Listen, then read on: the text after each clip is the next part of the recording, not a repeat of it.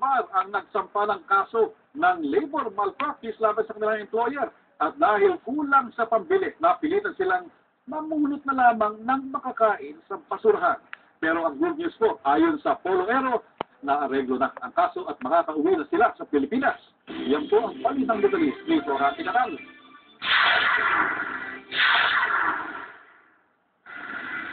Pinag-usapan sa Facebook ang litrato ng 10 OFW sa Alcobar na namumulot ng pagkain sa basura na pinost ng Migrante International. Lumabas din sa ilang pahayagan sa Pilipinas ang tungkol sa 10 distressed OFW na ito na heavy equipment operators sa isang kumpanya rito. Tumigil sila sa pagtatrabaho dahil nadidelay ang sahod nila, walang overtime pay. Pinagmamaneho silang walang lisensya, walang health benefits at kinakaltasan ng sweldo ng hindi tama. Nananawagan ang OFW Joint Force Migrante International sa Aquino Administration, sa ating Ambassador Tago at kay Labor Adam Musa na sana bigyan pansin ang 10 OFW, sana makauwi sila sa lalong madaling panahon. Sabi ni Labor Attaché Adam Musa, hindi nila pinabayaan ang 10 OFW mula nang lumapit sa kanila noong July 2012.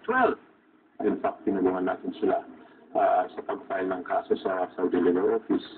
We also assist them through the recruitment agency for the financial assistance sa sustenance nila. Nagbigay din ng OWA doon sa kanilang mga pangailangan. So, hindi sila napabayaan at tinutulungan natin sila. Pinatunayan ito ng affidavit na nilagdaan ng 10 OFW na tumatanggap sila ng subsistence allowance mula sa kanilang agency na 200 reals bawat isa noong July 2012, 375 reals noong September 25, 2012, at 375 reals muli noong October 16, 2012. Tumatanggap din sila ng bigas, noodles, dilata, sabon at maging pera mula sa Polo OWA Alcobar. Kaya lang naman daw sila namumulot ng pagkain sa basurahan para madagdagan ang kanilang pang-araw-araw na pagkain dahil pinapadala rin nila sa kanilang pamilya ang natatanggap na allowance mula sa agency. Aminado rin sila na hindi sila pinabayaan ng Polo Aero sa kanilang kaso at natutuwa dahil may development na ito.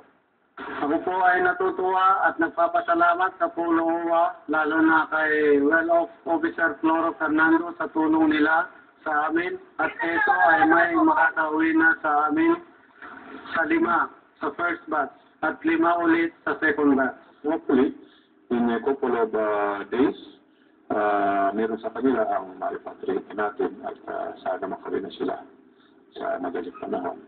Dahil nag-agree na sila, nagkasundo na sila out of court settlement with employer. Nagbabalita sa Middle East, Florante Catal, Alcobar, Saudi Arabia.